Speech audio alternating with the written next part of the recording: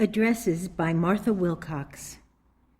The Life Story of Martha W. Wilcox, C.S.B., compiled and privately published by her sister, Alta M. Meyer, for the students of Martha W. Wilcox, C.S.B., in accordance with the approval of the Executive Board of the Christian Science Students Association of Martha W. Wilcox, 1958.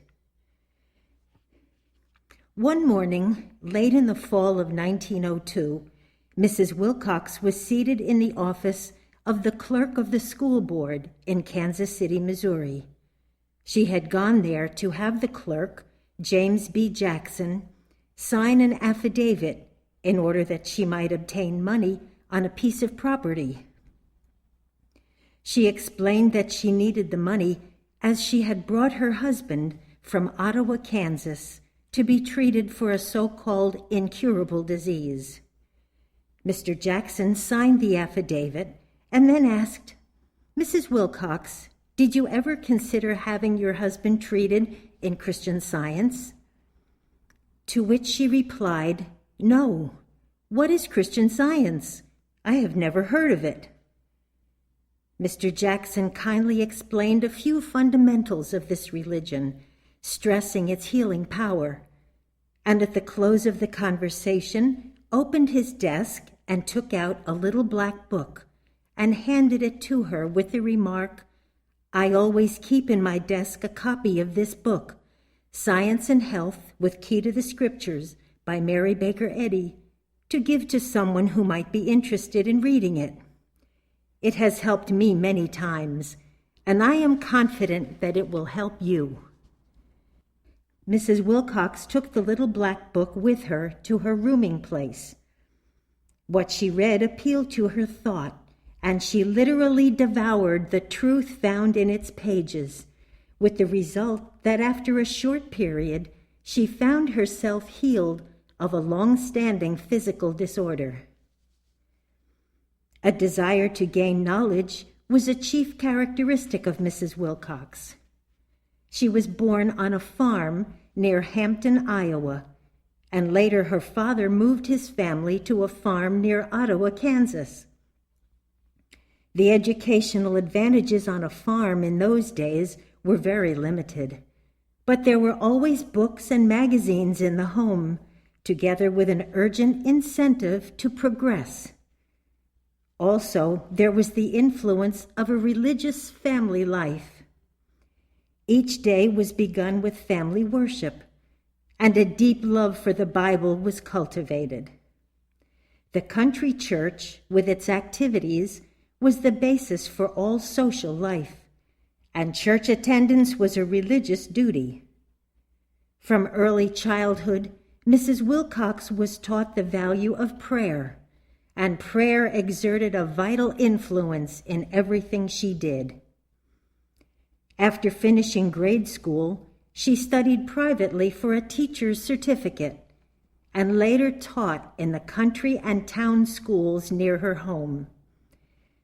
Little by little, through her active participation in the Methodist Church and in her teaching work, she progressed in her desire for knowledge and advancement. In 1895, before leaving the farm, she married Lynn Wallace, a graduate of Manhattan College, Manhattan, Kansas. They established their home in Ottawa, Kansas, where Mr. Wallace was employed. But within 6 months, Mr. Wallace was drowned while on a business trip. Mrs. Wallace then turned again to teaching for a livelihood and taught for 3 years in the Ottawa schools. In 1899, she married Dwight D. Wilcox, the father of a student in one of her classes.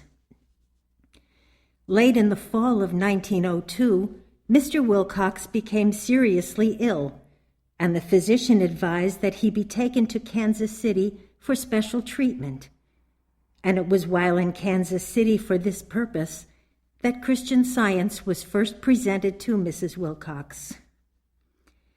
With her thought awakened to the healing power of Christian Science through the study of the textbook by Mary Baker Eddy, Mrs. Wilcox began at once to apply this scientific truth to her daily needs. Mr. Wilcox had 2 sons. The elder son was self-supporting, but it was necessary to educate the younger son. And in order to relieve the financial burden, Mrs. Wilcox established a home in an apartment building and accepted paying guests. At the same time, she devoted a part of each day to the healing work of Christian Science. Many severe cases came to her during these formative years, and through the truth as set forth in the textbook, Science and Health with Key to the Scriptures by Mary Baker Eddy, which Mrs. Wilcox accepted and made active as her thought, many were healed. Always interested in church work, Mrs. Wilcox soon became a member of Second Church of Christ Scientist, Kansas City, Missouri, and associated herself with its activities. In January 1904, the opportunity of primary class instruction came to her, and with it came an urgent desire to devote her life work to the cause of Christian Science. Later in 1904, Mr. Wilcox passed on, and from this time her whole thought was to progress in the understanding of Christian Science and eventually to devote her entire time and energy to its healing work. Later, she purchased a home at 2812 Harrison Street, Kansas City, Missouri, from which she carried on her work in Christian Science for many years. On February 10, 1908, just 6 years from the time that she first heard of Christian Science, Mrs. Wilcox received a call from James A. Neal to come to Boston to serve Mrs. Eddy in her home at Chestnut Hill, Massachusetts. Mrs. Eddy had moved from Pleasant View just 2 weeks before, on January 26, 1908. Mrs. Wilcox served in the home until July of that year, when she was called to Kansas City by the sudden passing on of her younger stepson. Later, she returned to Chestnut Hill and spent the entire years of 1909 and 1910 in the home, serving Mrs. Eddy in different capacities. During this time, Mrs. Wilcox had the privilege of class instruction under Mrs. Eddy. At one time, she was under Mrs. Eddy's personal instruction for 7 weeks. During this period of instruction, whenever a higher revelation of truth was presented, there was, at the same time, a requirement of immediate application and demonstration of this truth to some need at hand. This requirement of immediate application and demonstration of scientific truth to a need at hand was a great influence toward Mrs. Wilcox's growth in Christian Science. Later, Mrs. Eddy decided that Mrs. Wilcox was to receive normal class instruction at the Metaphysical College in Boston, Massachusetts, beginning Wednesday, December 7th, 1910, with Bicknell Young as teacher. It was arranged for Mrs. Wilcox to return to Kansas City for a short visit, and then to Boston for class, before returning to Chestnut Hill. In Kansas City, while attending Sunday service in Second Church of Christ Scientist, the announcement was read from the desk concerning the passing on of Mary Baker Eddy on the previous day, Saturday, December 3rd, 1910. The following day, Mrs. Wilcox left for Boston to be present on Wednesday at the opening class in the Metaphysical College, which was held in the Mother Church edifice. Soon after class, Mrs. Wilcox returned to Kansas City. Early in 1911, Mrs. Wilcox's card appeared in the Christian Science Journal as teacher and practitioner of Christian Science in Kansas City, Missouri.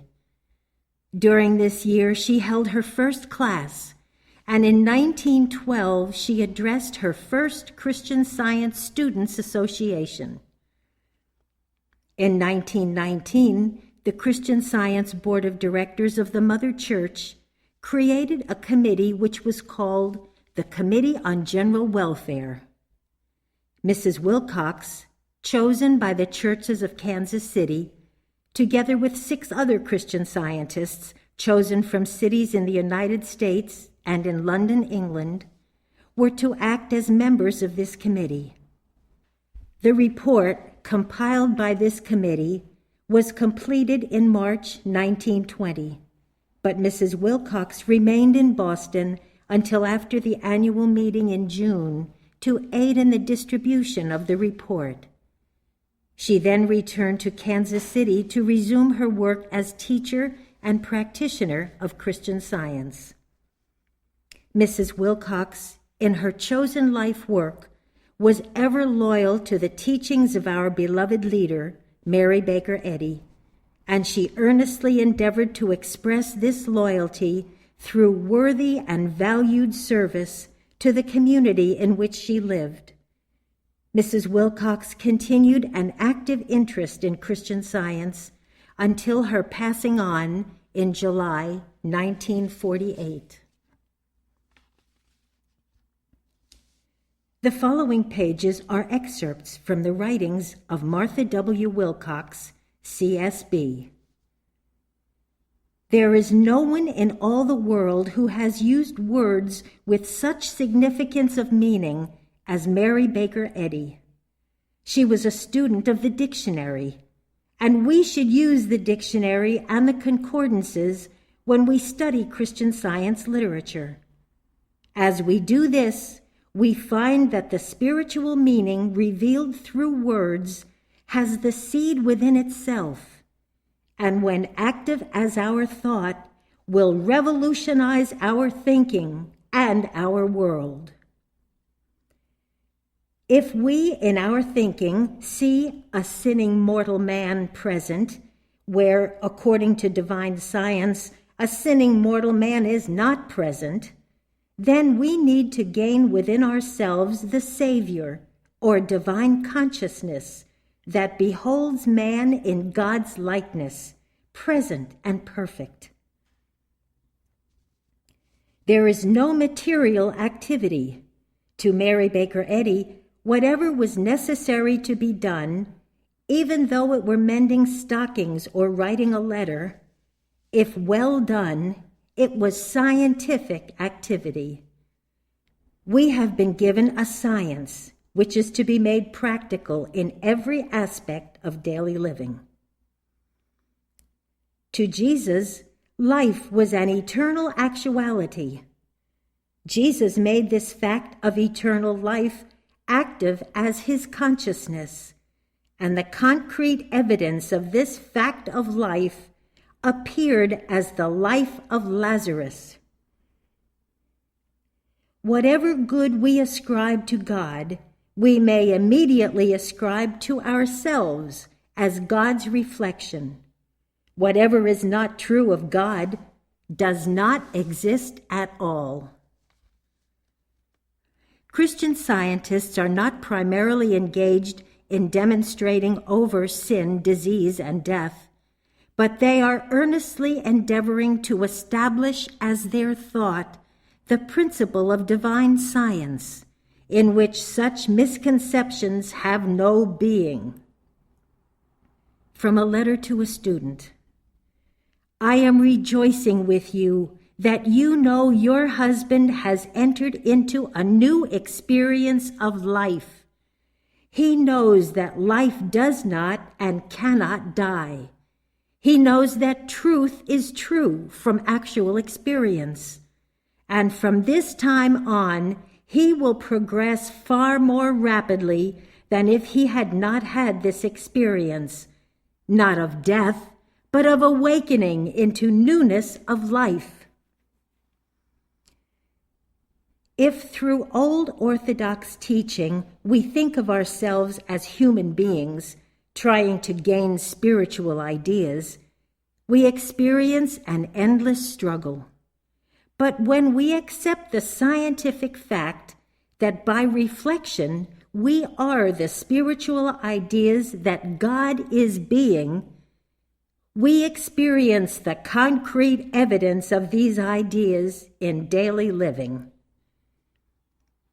We build our universe with an individual consciousness. In Christian Science practice, we do not get very far if, in our thinking, we swing back and forth like a pendulum from the fact of things to the belief of things. Christian scientists let the poise of divine law become so firmly fixed as their thought that nothing can shake or dispel it. Righteous prayer is the activity of righteous thought within individual consciousness. Many times each day, a Christian scientist makes active in thought the already established good that mind is being, and conforms his thinking in oneness with this infinite good. As he does this more and more, this good that mind is being appears as his daily supplies. The greatest good that we can do for ourselves is to gain spiritual understanding and to exercise this understanding in thought until wrought out in daily living. Working in this way, we live our immortality now.